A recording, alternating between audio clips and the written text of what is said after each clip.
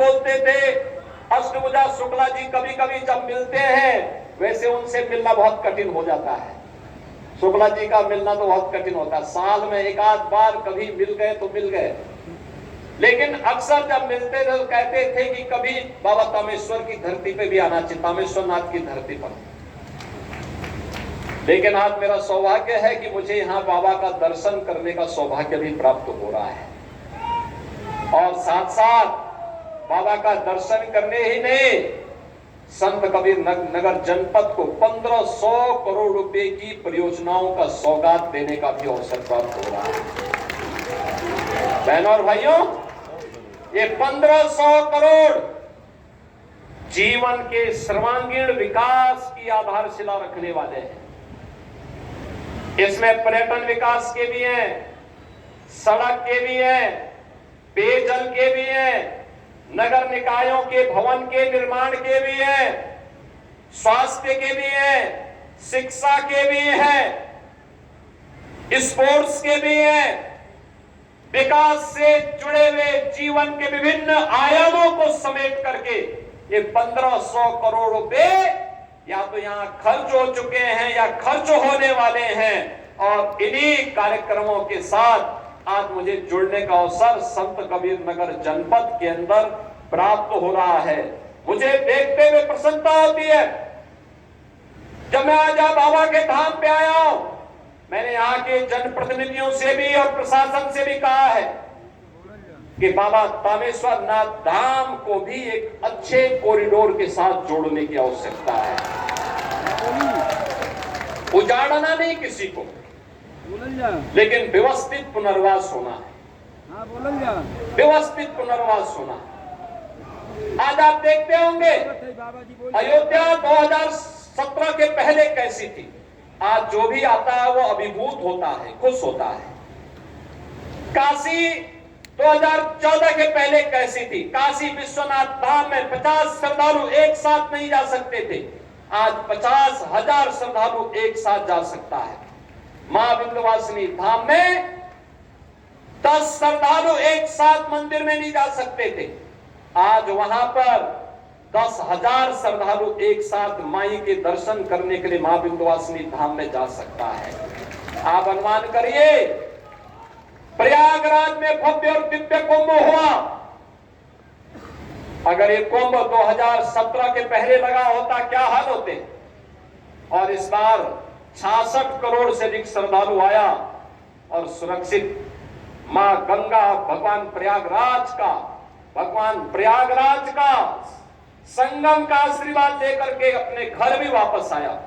बहनों और भाइयों, ये व्यवस्था का अंतर होता है।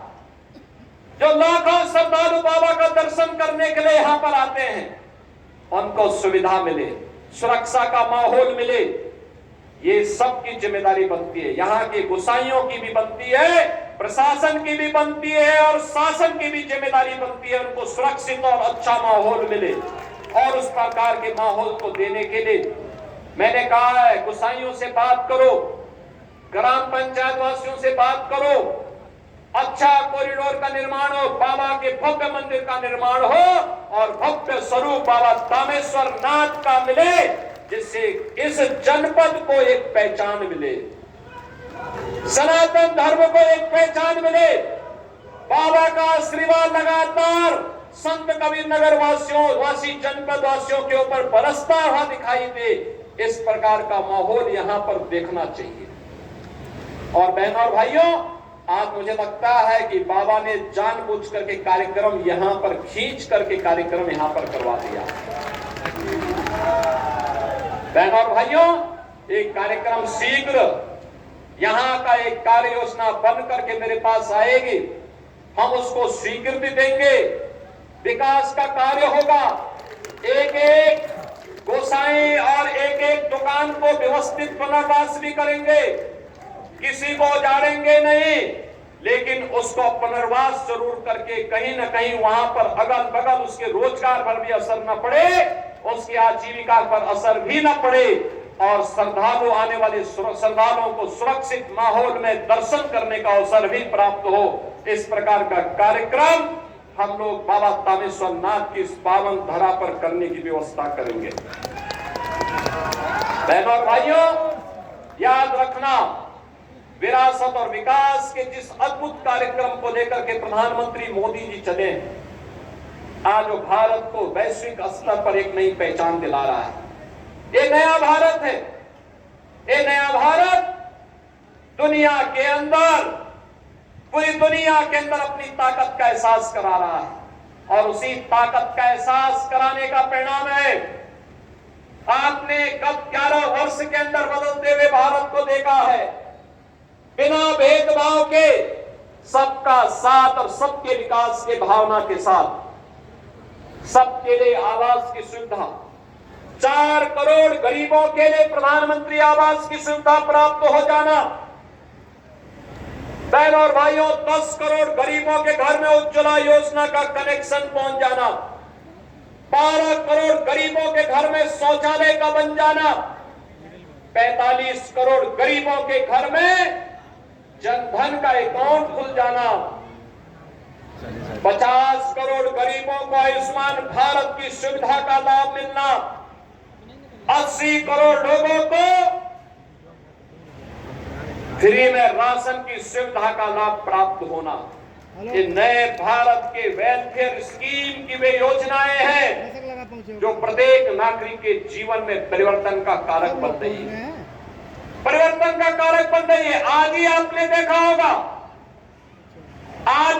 देखा होगा प्रातःकालीन सत्र में हम लोगों ने बेसिक शिक्षा परिषद के अंदर 1.5 करोड़ छात्रों को 1200 रुपए प्रति छात्र के हिसाब से डीबीटी के माध्यम से पैसा उनके अभिभावक के अकाउंट में भेजा है और उन छात्रों के उज्जवल भविष्य के लिए वे फ्री में अभिभावक अपने बच्चों के लिए यूनिफॉर्म बना सके, जूते मोजे का क्रय कर सके, बैग ले सके, स्टेशनरी ले सके और स्कूल बच्चों को भेज सके।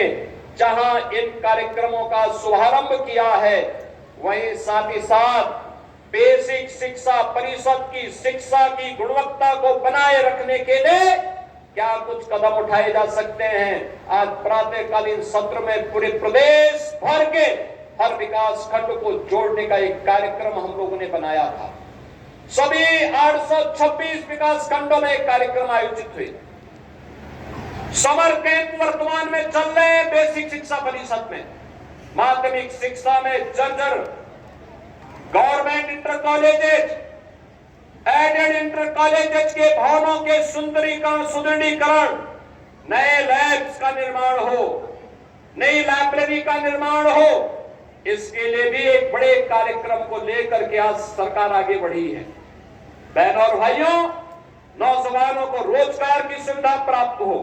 अभी मैं यहाँ पे जो प्रदर्शनी लगी हुई थी देख रहा था, बखिरा के बर्तन उद्योग फिर से मुझे याद है श्री राकेश सिंह बघेल उस समय विधायक थे और उस समय उन्होंने 1 डिस्ट्रिक्ट 1 प्रोडक्ट में बखिरा के यहाँ पर बनने वाले कांसे के बर्तनों को एक नई पहचान दिलाने के कार्यक्रम को आगे बढ़ाया था।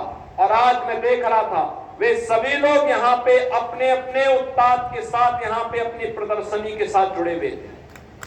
हर एक क्षेत्र में जब विकास होगा ये हमारी ताकत बनेगी, रोजगार का सृजन करेगा। अकेले 1 डिस्ट्रिक्ट 1 प्रोडक्ट के माध्यम से 1 करोड़ 65 लाख नौजवानों के लिए रोजगार की और नौकरी की व्यवस्था हुई। 8 लाख नौजवानों को हम लोगों ने सरकारी नौकरी उपलब्ध करवाई बिना भेदभाव के। और अभी हाल ही में 60,200 से अधिक नौजवानों को उत्तर प्रदेश पुलिस में भर्ती करवा करके उन नौजवानों के लिए उत्तर प्रदेश पुलिस में एक नया रास्ता उनके लिए खोलने का काम भी किया है। बहनों और भाइयों, ये नए भारत का नया उत्तर प्रदेश है। और नया उत्तर प्रदेश, जो उत्तर प्रदेश बिना किसी बाधा के अपने नागरिकों को सुरक्षा भी दे रहा है, अपने नागरिकों को समृद्धि का द्वार भी खोल रहा है, बिना भेदभाव के विकास के कार्यों को हर एक जनपद में सभी 75 जनपदों में पहुंचाने का काम कर रहा है और 75 जनपदों में पहुंचाने के इस अभियान के क्रम में आज हमें यहाँ पे संत कबीरनगर जनपद में बाबा दामेश्वर नाथ की इस पावन धरा पे आने का अवसर प्राप्त हो रहा है। मैं आज के इस अवसर पर संत कबीरनगर जनपद वासियों को इस बात के लिए आश्वस्त करता हूं, बहनों और भाइयों, ये डबल इंजन की सरकार आपके साथ में है। आपकी समस्या का समाधान करने के लिए, आपके स्वावलंबन के लिए, आपको हर प्रकार के समृद्धि के मार्ग पर आगे बढ़ाने के लिए तत्पर है। जीरो पॉवर्टी का कार्यक्रम हमारा प्रारंभ होने वाला है।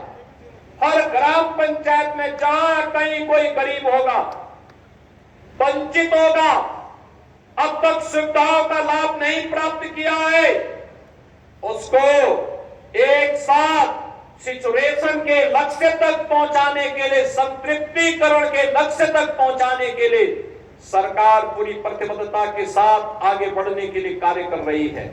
और उसी क्रम में आज हम यहां पर आए हैं।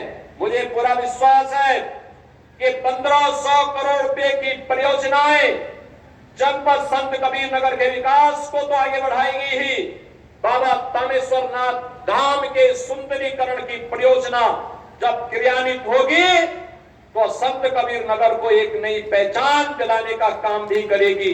आज के इस अवसर पर एक बार फिर से आप सभी संत कबीरनगर वासियों को आज के इस अवसर पर मैं अपनी बधाई देता हूं, अपनी शुभकामनाएं देता हूं और विश्वास व्यक्त करता हूं कि विकास के इस अभियान को विरासत के साथ जोड़ते हुए हम निरंतर कार्य करेंगे। आप सबके प्रति मेरी मंगलमय शुभकामनाएं हैं। धन्यवाद। जय हिंद। बहुत बहुत धन्यवाद माननीय, आपकी ओज पूर्ण वाणी से हम सभी का मार्ग प्रशस्त करने के लिए। और अब संत कबीरनगर जनपद के